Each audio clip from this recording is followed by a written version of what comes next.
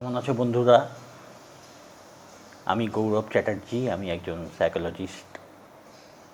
আজকে আলোচনা করব জল পড়া। তোমরা নিশ্চয়ই শুনেছ। জল পড়া জিনিসটা কি না, নানান অসুখ বিসুখ রোগ বা যে মানুষের হয়, তাতে দেখা যায় যে অনেক সাধু ফকির এবং সব ধর্মই এরকম ধর্মযাজকরা দেখা গেছে যে জলের মধ্যে কিছু একটা পড়ে বা তেল বা জলের মধ্যে একটা মন্ত্র পড়ে সেটা ব্যবহার করতে দেয়। জলটা সাধারণত মন্ত্রপুত করে দেওয়া হয় এবং ওটা খেলে কাজ দেয়। এগুলো আমরা দেখে থাকি, এগুলো আমরা শুনে থাকি। তো এর পেছনে বৈজ্ঞানিক ভিত্তি কী? দেখো, এটার পেছনে বৈজ্ঞানিক ভিত্তি তো আছেই, সেটা মানুষ বুঝতে পারে না। মন্ত্র বা মন্ত্রের একটা ব্যাপার আছে, সেটা নিয়ে আলোচনার প্রসঙ্গ এটা নয়। আর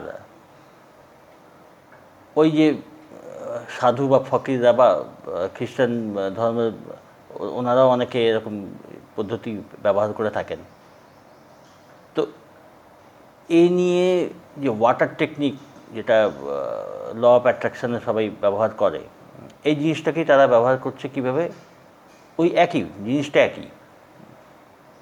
তো তার মধ্যে তোমরা যারা ওয়াটার টেকনিক সম্বন্ধে শুনেছ, তো তারা জানো বা এর উপরে ভিডিও আছে, ওয়াটার টেকনিকের উপর অনেক ভিডিও রয়েছে। তার মধ্যে সেই কোনো জাপানি বৈজ্ঞানিক জলের মধ্যে নানান কিছু শুভ চিন্তা, ভালো চিন্তা, এই নিয়ে এক্সপেরিমেন্ট করেছেন এবং তাতে সেই জলের মধ্যে যে অ্যাটমিক যে চেঞ্জগুলো, সেগুলো মলিকুলার চেঞ্জ, এইগুলো ফটোগ্রাফি করেছেন। তো সেগুলো তোমরা যারা দেখতে চাও, ওয়াটার টেকনিকের কোনো ভিডিও অনেক আছে, দেখে নিতে পারো। তো ওই প্রসঙ্গ টানছি না আমি এখানে। তো এখানে জলের মধ্যে কি আণবিক বিন্যাস হয় না হয়, জলের মধ্যে ভালো একটা চিন্তা দিলে সেটা কতখানি কি হয়, তার স্ট্রাকচারে কি চেঞ্জ হয়, তো সেটা যা হয় হয়। মনোবৈজ্ঞানিক দিক দিয়ে কী হয় আমি সেটা বলবো।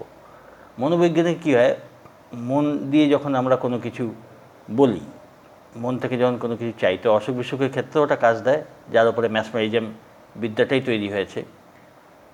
যে ওটা ম্যাসমারিজম বা হিপনোসিস, এটা দিয়ে অনেক অসুখ বিসুখ মানুষ সারায়, ওটা মনের উপরে কাজ করে, মনোবৈজ্ঞানিক পন্থাগুলো।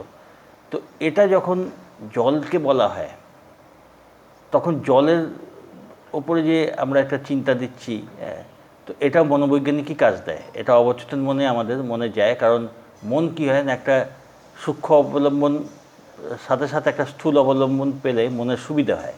তো যখন আমরা কোনো কিছুর জন্যে মানসিকভাবে নিজেকে সুস্থ করবার চিন্তা করছি, তার সাথে যদি একটা স্থূল অবলম্বন দিই, যে জল, বা এমনকি খাদ্য, সেটা খেলে আমার শরীর ঠিক হবে, তখন অবচেতন মন আরও জোর পায়, একটা বাইরের থেকে একটা স্থূল অবলম্বন পেল। তো সেই হিসেবে মনোবৈজ্ঞানিক দিক দিয়ে জলের যে ওয়াটার টেকনিক বা জল পড়া, এটা কিন্তু কাজ করা যায়, মানে কাজ পাওয়া যায়, ফল পেতে দেখা যায়। তো দেখা যায় কি, জলের বোতল নিয়ে যেতে হয় এসব, বা সাধুরা বা ফকিররা যারা করেন, তারা জল হয় নিয়ে যেতে বলেন বা নিজেরই জল থাকে, তাতে মন্ত্রপুত করেন, আঙুল স্পর্শ করে এটা করেন। তো তোমরা এগুলো পরীক্ষা করে দেখতে পারো, এর জন্যে কোনো তোমাদের সাধু হতে হবে না। সাধারণ মানুষেরও শুভ চিন্তা অনেক ভালো রেজাল্ট দেয়। তো এনারা কী হয়, সৎভাবে থাকেন, তো এনাদের মনের একাগ্রতা অনেক বেশি থাকে। তো সাধারণত যখন কেউ কোনো জলের মধ্যে, বলতো এটা দিয়ে টাকা পয়সা আকর্ষণের ব্যাপারে, চাকরির ক্ষেত্রে, রিলেশনশিপ ক্ষেত্রে, সব ক্ষেত্রেই ল অফ অ্যাট্রাকশন যারা প্র্যাকটিস করেন, এটা ব্যবহার করেন, কিন্তু তা সত্ত্বেও এনারা বলেন যে মেনলি এগুলো কিন্তু শারীরিক অসুখের ক্ষেত্রে বেশি ভালো কাজ দেয়। তো দেয় যে ছোটোখাটো অসুখ বিসুখ হলো, মাথা ধরা, পেটে অ্যাসিডিটি হচ্ছে, এসবের ক্ষেত্রে বেশ সুন্দর, এগুলো এক্সপেরিমেন্ট করে দেখতে পারো, ভালো কাজ দেয়। ছোটোখাটো অসুখ তো কাজ দেয়, অনেকে অনেক বড় অসুখেও এটা ব্যবহার করে দেখেছেন। তো এতে কী করতে হয় না, জলে একটা গ্লাসে জল নিয়ে তার দিকে খানিকক্ষণ তাকিয়ে থেকে সেই অসুখ সম্বন্ধে পজিটিভ যে ইচ্ছেটা, পজিটিভ যে থিঙ্কিং, সেটা সেই জলের মধ্যে দিতে হয় যে আমার এই অসুখটা খুব দ্রুত সেরে উঠছে বা সেরে গেছে। সেরে গেছে বলতে যদি প্রথম প্রথম মন না মানে, তো সেরে যাচ্ছে, ক্রমশ উন্নতি হচ্ছে, এটা বলা যায়, বিশেষ করে কঠিন অসুখের ক্ষেত্রে। আর এটা তো বলাই যায় যে ছোটোখাটো অসুখ, যে মাথা ব্যথা, আমার এটা খাওয়া মাত্র আমার মাথা ব্যথা রিলিফ হচ্ছে, সেরে যাচ্ছে। অ্যাসিডিটির ব্যাপারও তাই, জ্বরজারির ক্ষেত্রেও চাই যে এগুলো আমরা এই জলটা খাওয়া মাত্র আমার শরীর সুস্থ হয়ে উঠছে, মাথা ব্যথা সেরে যাচ্ছে, বা ছোটোখাটো অসুখ এইভাবে বলা যায় যে সেরে যাচ্ছে বা সেরে গেছে, যেটা তোমার মন অ্যাকসেপ্ট করে আর কি। তো সেটা বেশ কয়েক মিনিট চিন্তা করে 10 বার, 15 বার, 20 বার, যতক্ষণ করা যায় করে খেলে খুব সুন্দর উপকার পাওয়া যায়। তো এর জন্য একাগ্রতার দরকার হয়, একাগ্রতা খানিকক্ষণ স্থিরভাবে ওটা বলার পর খানিকক্ষণ জলের দিকে তাকিয়ে থেকে করা যায়। এছাড়াও মানুষ ব্যবহার করে নিজেদের সামগ্রিক অবস্থা উন্নতির জন্যে। অনেকে করে রোজই জলের দিকে তাকিয়ে কিছু বলে তারপরে জলটাকে খেতে হয়।